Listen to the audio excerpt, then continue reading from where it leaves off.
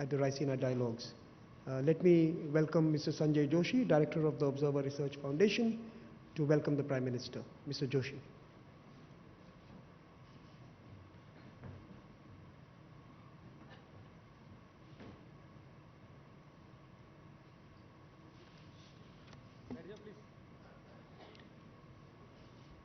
Honorable Prime Minister of India, Shri Narendra Modi ji, Shri M.J. Akbar ji, Honorable Minister of State for External Affairs, Presidents, Prime Ministers, Ministers in the audience, Excellencies, distinguished delegates and guests from all over the world, ladies and gentlemen. A very warm welcome to the second Raisina Dialogue, co-hosted by the Ministry of External Affairs and the Observer Research Foundation. If you recall, the dialogue first met in March 2016, and it would have been an understatement now to say that the last 10 months have been rather tumultuous. Be it technology, be it society, be it politics, disruption is a new watchword. The certitudes of the past few decades have been constantly challenged, and they've been called into question. But then we are all optimists assembled here, and we hope that this is a creative disruption. And we're gathered here to talk about the emergence of the new order from within the mists of this uncertainty. And we believe that while the shape of the institutions, the protocols and the regimes that will claim the new world may be uncertain, what is certain is that this is a seminal moment. This is a moment that is going to shape the future of our shared planet for the rest of the 21st century. Respected Prime Minister, I recall that when we had called upon you to brief you about this platform, you had expressed great interest in our theme for this particular dialogue, the search for a new normal. In this uncertain world, the shifting dynamic between multipolarity and multilateralism places far greater urgency to find that new normal, which will push forward our shared global concerns for security, prosperity, and peace. Since May 2014, the world has been witnessing a new India, a more confident India, an India that is bringing a new dynamism and energy in its engagements with the world. In more ways than one, the spirit, sir, that you have infused into India's foreign policy really reflects the demographic essence of this nation, the vigor of its youth, of a nation invested in the future of the world. And in keeping with the same spirit, we acted upon your suggestion to bring in young minds with fresh ideas into this dialogue. This year, we have therefore introduced our Young Leaders Program as an integral component of the Raisina Dialogue. So our audience today also has 39 Raisina Young Fellows, all under 35 years of age, from 26 countries, representing between them every continent on this planet. And this is precisely what the Raisina Dialogues are all about the role of emerging global leadership in finding common pathways. So the Raisina Dialogue may be a platform designed, built, and located in India, but it is a platform that is dedicated to the citizens and the nations of this world. In that sense, it belongs not to us, but to each and every of the hundreds of international delegates who have traveled from 65 nations to assemble here. Therefore, it is all the more our special privilege that you are here to initiate the rich conversations that we hope to host over the next few days. Your assessment of the region and the global order will lay the ground for the deliberations to follow. We are honored and thankful for support and presence here this evening. And with this, Mr. Prime Minister, may I please request you to address this distinguished gathering that has come to hear you. The floor is yours, sir.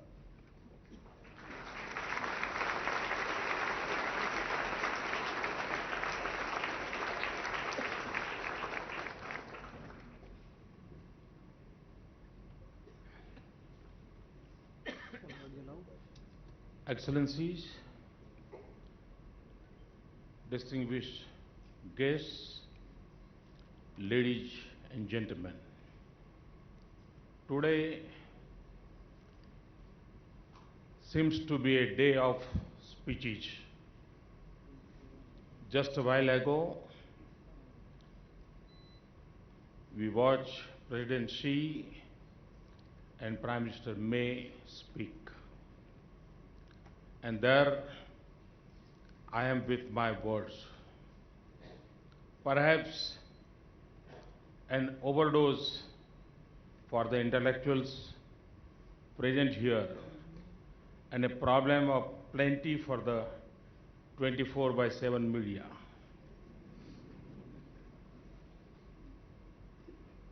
It is a great privilege to speak to you at the inauguration of the second edition of the Raisina dialogue. Excellency Karjai, Prime Minister Harper, Prime Minister Kevin Rudd, it is a pleasure to see you in Delhi. Also, a warm welcome to all the guests. Over the next couple of days, you would hold numerous conversations on the state of the world around us. You would debate its certainty and prevailing flux, its conflicts and risks, its success and opportunities, its past behaviors and likely prognosis, and its potential black swans and the new normals. Friends, in May 2014, the people of India also ushered in a new normal. My fellow Indians spoke in one voice to entrust my government with a mandate for change.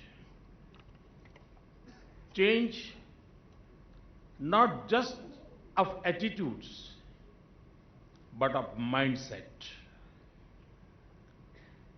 Change from a state of drift to one of purposeful actions. Change to take bold decisions. A mandate in which reform would not be enough unless it transforms our economy and society. A transformation that is embedded in the aspirations and optimism of India's youth and in the boundless energy of its millions.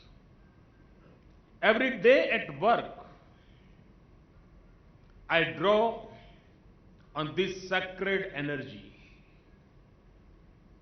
Every day at work, my to-do list is guided by the constant drive to reform and transform India for prosperity and security of all Indians. Friends,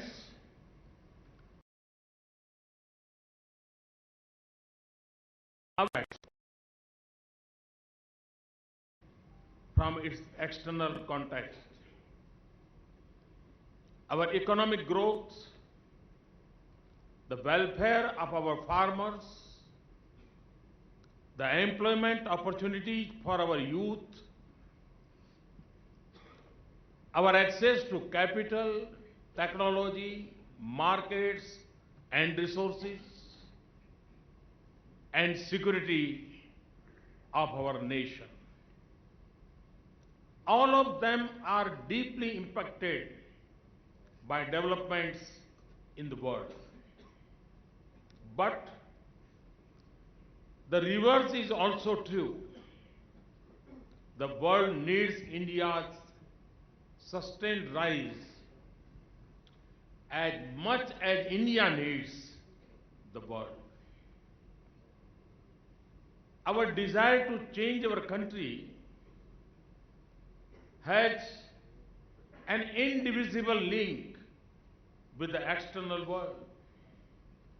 It is therefore only natural that India's choices at home and our international priorities form part of a seamless continuum. Firmly anchored in India's transformational goals, friends, India is pursuing its transformation in unsettled times, which is equally the result of human progress and violent turmoil. For multiple reasons and at multiple levels, the world is going through profound changes. Globally connected societies, digital opportunities, technology shifts, knowledge boom, and innovation are leading the march of humanity. But sluggish growth and economic volatility are also a sobering fact. Physical borders may be less relevant in this age of bits and bytes, but wars within nations, a sentiment against trade and migration, and rising parochial and protectionist attitude across the globe are also in stark evidence. The result, globalization gains are at risk and economic gains are no longer easy to come by. Instability, violence, extremism, exclusion, and transnational threats continue to proliferate in dangerous directions. And non-state actors are significant contributors to the spread of such challenges. Institutions and architectures built for a different world by a different world are outdated, posing a barrier to effective multilateralism as the world begins to reorder itself a quarter century after the strategic clarity of the Cold War. The dust has not yet settled on what has replaced it. But a couple of things are clear. The political and military power is diffuse and distributed. The multipolarity of the world and an increasingly multipolar Asia is a dominant fact today. And we welcome it because it captures the reality of the rise of many nations. It accepts that voices of many, not views of a few, should shape the global agenda. Therefore, we need to guard against any inclination that promotes exclusion, especially in Asia. The focus of this conference on multilateralism with multipolarity is thus timely. Friends, we inhabited a strategically complex environment. In the broad sweep of history, the changing world is not necessarily a new situation. The crucial question is, how do nations act in a situation where the frames of reference are shifting rapidly? Our choices and actions are based on the strength of our national power. Our strategic intent is shaped by our civilizational ethos of yatharthavad, realism, sahastitva, coexistence, sahyog, cooperation, तथा सहभागिता, partnership. This finds expression in a clear and responsible articulation of our national interests. The prosperity of Indians, both at home and abroad, and security of our citizens are of paramount importance. But self-interest alone is neither in our culture nor in our behavior. Our actions and aspirations, capacities and human capital, democracy and demography, and strength and success will continue to be an anchor for all-round regional and global progress. Our economic and political rise represents a regional and global opportunity of great significance.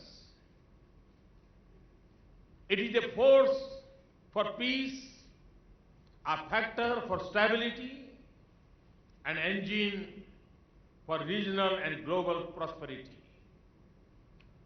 For my government, this has meant a path of international engagement focused on rebuilding connectivity, restoring bridges, and rejoining India with our immediate and extended geographies. Shaping relationships networked with India's economic priorities. Making India a human resource to be reckoned with by connecting our talented youth to global needs and opportunities. Building development partnerships that extend from the islands of the Indian Ocean and Pacific to the islands of the Caribbean and from the great continents of Africa to the Americas. Creating Indian narratives on global challenges. Helping reconfigure, reinvigorate, and rebuild global institutions and organizations. Parading the benefits of India's civilizational legacies, including yoga and Ayurveda, as a global good. Transformation, therefore, is not just a domestic focus. It encompasses our global agenda. For me, Sabka Saath, Sabka Vikas is not just a vision for India. It is a belief for the whole world. And it manifests itself in several layers, multiple themes, and different geographies. Let me turn to those that are closest to us in terms of geography and shared interests. We have seen a major shift towards our neighbors captured in our determined neighborhood first approach. The people of South Asia are joined by blood, shared history, culture, and aspirations. The optimism of its youth seeks change, opportunities, progress, and prosperity. A thriving, well-connected, and integrated neighborhood is my dream. In the last 2.5 years, we have partnered with almost all our neighbors to bring the region together. When necessary, we have shared the burdens of our past for the progressive future of our region. The result of our efforts is there to see. In Afghanistan, despite distance and difficulties in transit, our partnership assists in reconstruction by building institutions and capabilities. In the backdrop of shifting politics, our security engagement has deepened. The completion of Afghanistan's parliament building and the India-Afghanistan Friendship Dam are two shining examples of our dedication to forge developmental partnership. With Bangladesh, we have achieved greater convergence and political understanding through connectivity and infrastructure projects, and significantly the settlement of the land and maritime boundaries. In Nepal, Sri Lanka, Bhutan, and Maldives, our overall engagement in infrastructure, connectivity, energy, and development projects is a source of progress and stability in the region. My vision for our neighborhood puts a premium on peaceful and harmonious ties with entire South Asia. That vision had led me to invite leaders of all SAARC nations, including Pakistan, for my swearing in. For this vision, I had also traveled to Lahore. But India alone cannot walk the path of peace. It also has to be Pakistan's journey to make.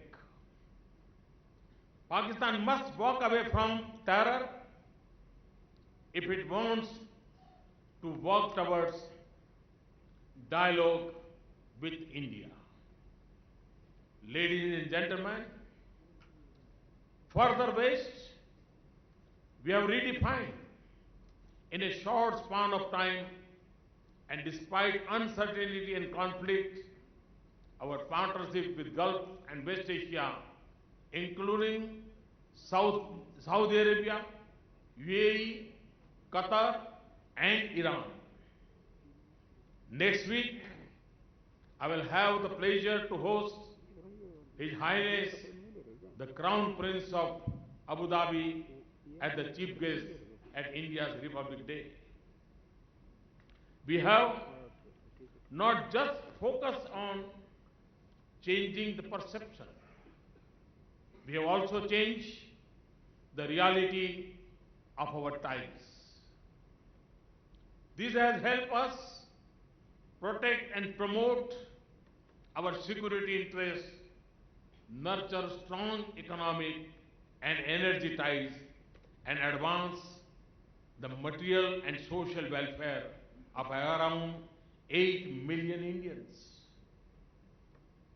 In Central Asia too, we have built our ties on the edifice of shared history and culture to unlock vistas of prosperous partnership.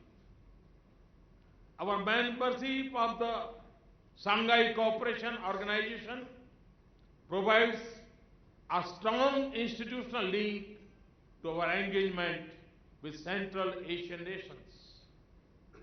We have invested in all-round prosperity of our Central Asian brothers and sisters and have brought about a successful reset to long-standing relationship in that region. To our east, our engagement with Southeast Asia is at the center of our Act East policy. We have built a close engagement with the institutional structures in the region such as the East Asia Summit. Our partnership with ASEAN and its member countries have served to enhance commerce, technology, investment, development, and security partnerships with the region. It has also advanced our broad strategic interest and stability in the region. In our engagement with China, as President Xi and I agreed, we have sought to tap the vast area of commercial and business opportunities in the relationship. I see the development of India and China as an unprecedented opportunity for our two countries and for the whole world. At the same time, it is not unnatural for two large neighboring powers to have some differences. In the management of our relationship and for peace and progress in the region, both our countries need to show sensitivity and respect for each other's core concerns and interests. Friends, prevailing wisdom tells us that this century belongs to Asia. The sharpest trajectory of change is happening in Asia. There are large and vibrant pools of progress and prosperity spread across the landscape of this region. But rising ambition and rivalries are generating visible stress points. The steady increase in military power, resources, and wealth in the Asia Pacific has raised the stakes of its security. Therefore, the security architecture in the region must be open, transparent, balanced, and inclusive, and promote dialogue and predictable behavior rooted in international norms and respect for sovereignty. Friends, over the past 2.5 years, we have given a strong momentum to our engagement with the United States, Russia, Japan, and other major global powers. With them, we not only share a desire to cooperate, we also hold converging views on opportunities and challenges that face us. These partnerships are a good fit with India's economic priorities and defense and security. With the United States, our actions have brought speed, substance, and strength to the entire spectrum of engagement. In my conversation with President-elect Donald Trump, we agreed to keep building on these gains in our strategic partnership. Russia is an abiding friend. President Putin and I have held long conversations on the challenges that confront the world today. Our trusted and strategic partnership, especially in the field of defense, has deepened. Our investments in new drivers of our relationship and the emphasis on energy, trade, and science and technology linkages are showing successful results. We also enjoy a truly strategic partnership with Japan, whose contrasts now stretch to all fields of economic activity. Prime Minister Abe and I have spoken of our determination to intensify our cooperation further. With Europe, we have a vision of strong partnership in India's development, especially in knowledge industry and smart urbanization. Friends, India has for decades been at the forefront of sharing our capacities and strengths with fellow developing countries. With our brothers and sisters in Africa, we have further strengthened our ties in the last couple of years and built meaningful development partnership on the solid foundation of decades of traditional friendship and historical links. Today, the footprint of our development partnership stretches all across the globe.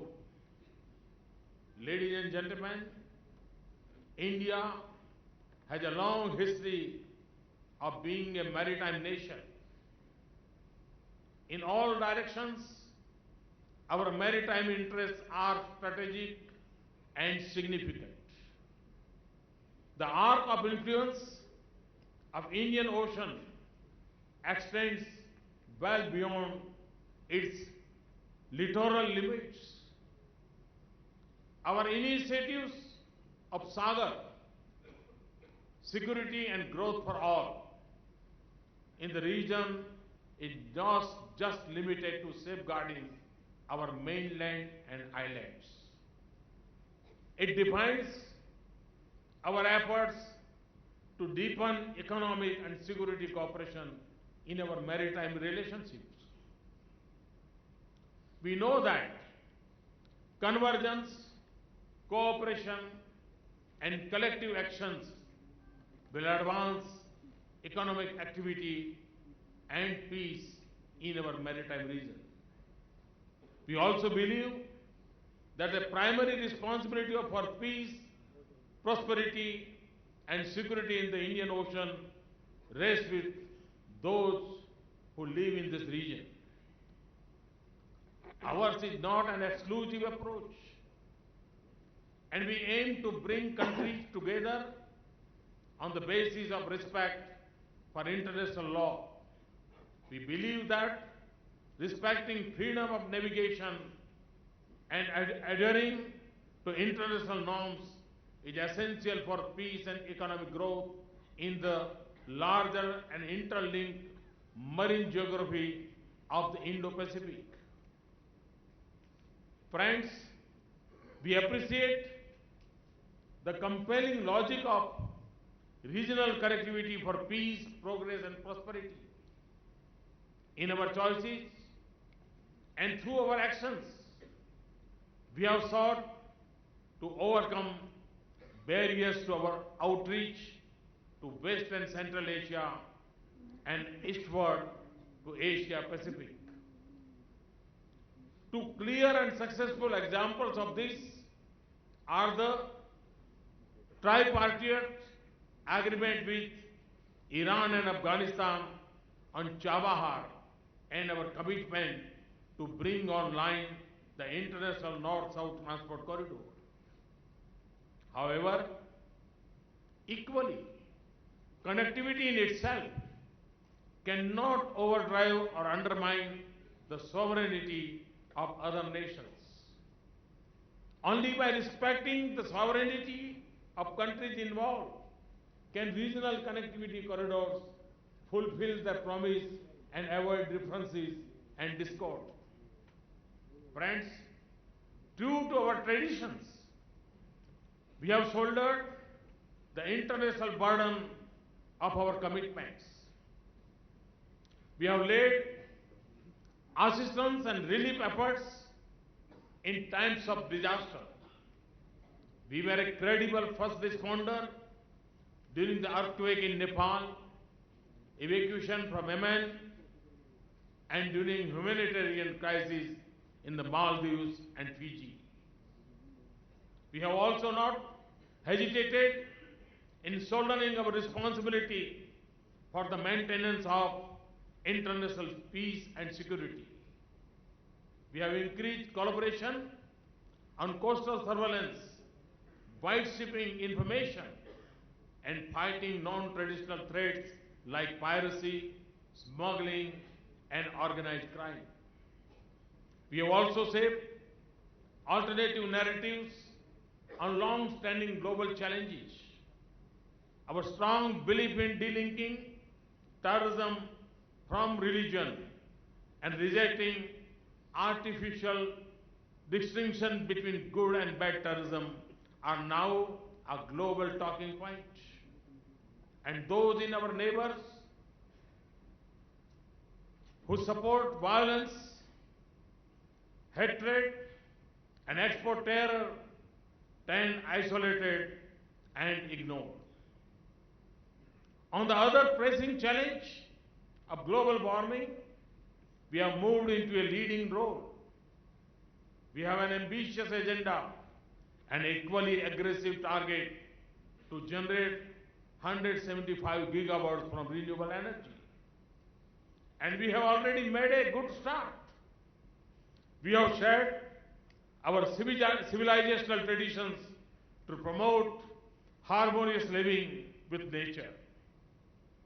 We also brought the international community together to create an international solar alliance to harness the energy of sun to propel human growth.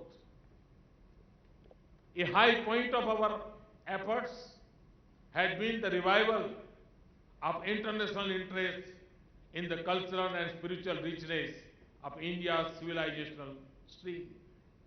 Today, Buddhism, Yoga, and Ayurveda are recognized as invaluable heritage of humanity as a whole. India will celebrate this common heritage every step of the way as it builds bridges across countries and regions and promotes overall well-being. Ladies and gentlemen, let me say this in conclusion. In connecting with the world, our ancient scriptures have guided us. Rigveda says, Ano bhadro kritvo yantu vishwataha. Let noble thoughts come to me from all directions. As a society, we have always favored needs of many over the want of one and preferred partnerships over polarization. We hold the belief that success of one must propel the growth of many. Our task is cut out and our vision is clear. Our journey of transformation begins at home and is strongly supported through our constructive and collaborative partnerships that span the globe. With resolute steps at home and expanding network of reliable friendships abroad, we will grasp the promise of a future that belongs to over 1 billion Indians. And in this endeavor, you will find in India, my friends, a beacon of peace and progress, stability and success, and access and accommodation. Thank you. Thank you very much. Thanks a lot.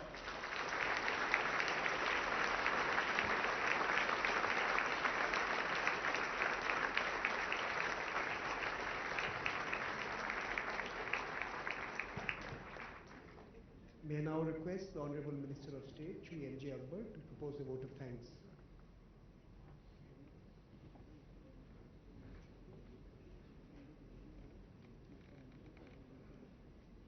Ladies and gentlemen,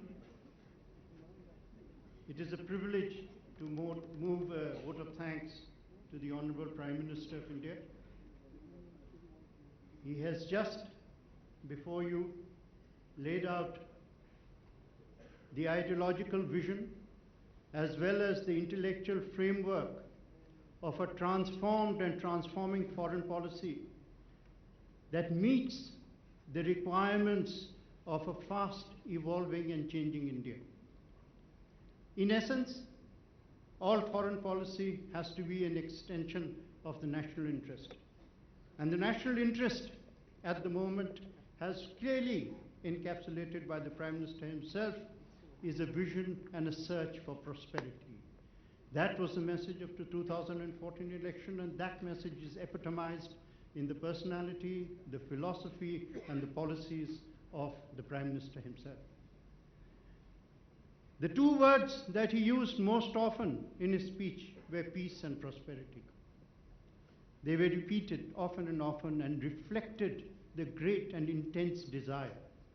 But as he said, our vision of prosperity is a shared vision. Sabka Saath, Sabka Vikas, and Sab extends across the harmony that we look for. But this much I think we must make clear. While we want peace, we want the peace of a garden, not the peace of a graveyard. And today, the threat to peace, without peace there is no prosperity. The threat to peace comes from a big beast. We think of big powers, that's one of the subjects of our deliberations over the next 2 days. But one of the many big powers which has emerged, we don't quite recognize it, is this power of terrorism, a big beast, an evil that is threatening turbulence across areas, which uses fear as the stimulus for devastation and chaos. We are on the frontiers of the war against terrorism, and we are in this process being led by a man who actually brought this theme out consistently from the very beginning of his mission to serve, which is 2.5 years ago. And what he repeated and said has today become a part of the recognition that the world has given. Thank you very much, sir, for providing such a stimulating beginning to our deliberations. We have begun really at a very high point. Now it is for the rest of us to try and reach the levels of the starting point. Thank you.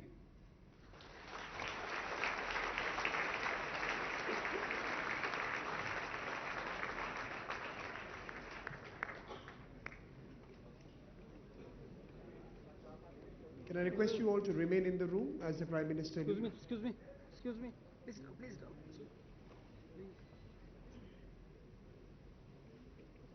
कहीं नहीं दिख रहा है, दिख नहीं रहा यार, height